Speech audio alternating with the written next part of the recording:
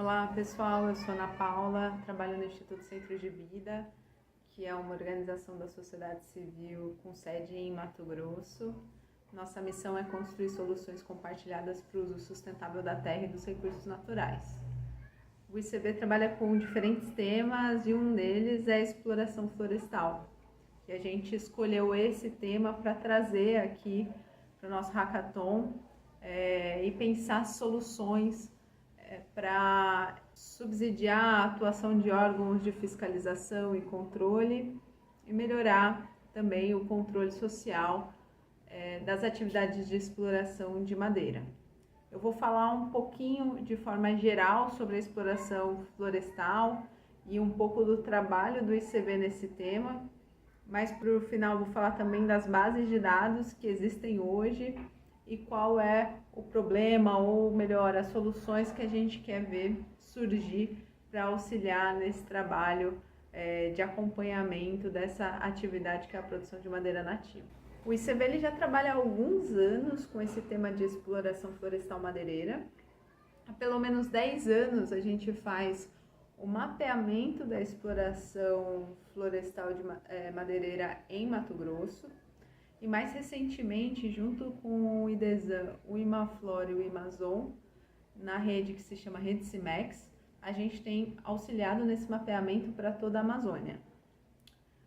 O que consiste então nesse mapeamento? A partir de uma metodologia desenvolvida pelo Carlos do Imazon, que dá o nome à rede, a metodologia Cimex, a gente identifica no bioma aquelas áreas que tiveram corte seletivo de madeira a partir das imagens de satélite. Nesse mapeamento, a gente identificou então essas áreas que tiveram a exploração florestal e depois a gente, a partir das bases de dados públicas de autorizações de exploração madeireira, que são autorizações concedidas pelos órgãos estaduais de meio ambiente, a gente identifica se essas áreas foram exploradas de forma legal ou autorizadas, ou então são áreas que foram exploradas ilegalmente, sem autorização, ou em áreas que são protegidas por lei, como territórios indígenas, áreas de proteção integral, unidade de conservação de proteção integral, e aí a gente qualifica então esses dados. Para Mato Grosso, o que a gente tem observado é que a exploração de madeira ela tem uma parcela muito grande de ilegalidade, De toda a área mapeada em 2021, 38% dessa área explorada não tinha autorização, não era autorizada ou estavam em áreas protegidas. Então, é uma parcela grande de ilegalidade que acaba contaminando o setor madeireiro, tornando uma competição bastante difícil, entre os produtores que produzem madeira legal e aqueles que exploram ilegalmente a madeira nativa.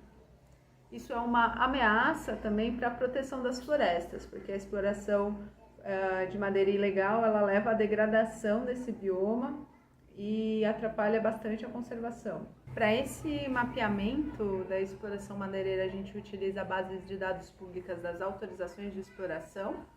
No caso de Mato Grosso, você consegue encontrar essa base geoespacializada nesse link que a gente vai colocar aqui do Geoportal e também as autorizações individuais no PDF no Sinlam.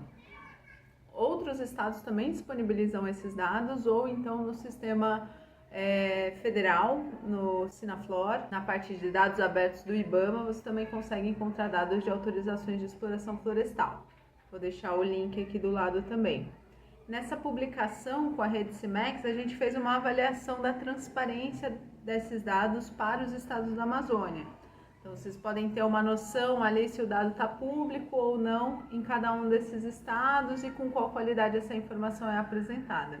Uma outra base de dados bastante relevante são os documentos de origem florestal, que é um documento obrigatório para o controle do transporte e do armazenamento da madeira. Hoje você tem essa base de dados disponíveis no Sinaflor também, no portal de dados abertos do IBAMA, e no caso do Pará e do Mato Grosso, esse documento também é chamado de guias florestais, e você pode encontrar essa informação nos sites dos órgãos estaduais de meio ambiente desses dois estados.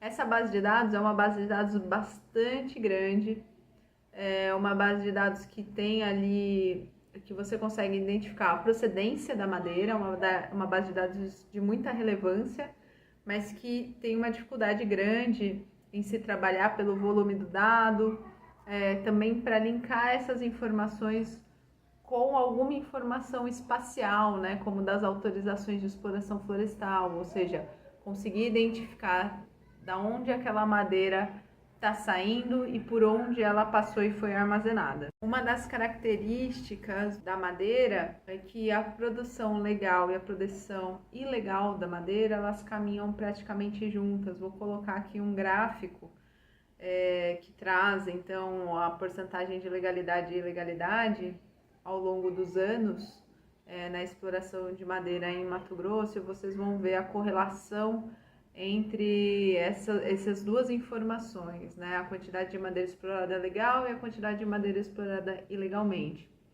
Isso acontece porque ao longo do processo, ao longo da cadeia, são gerados alguns créditos fictícios que servem depois para esquentar, o que a gente chama de esquentar a madeira que é extraída ilegalmente, ou seja, se tira a madeira de algumas áreas que não são autorizadas ou são áreas protegidas, mas depois essa madeira ela entra no mercado utilizando esses créditos a mais, esses créditos fictícios, né? E ela aparece então como uma madeira legal, de origem legal. Isso é um problema no controle.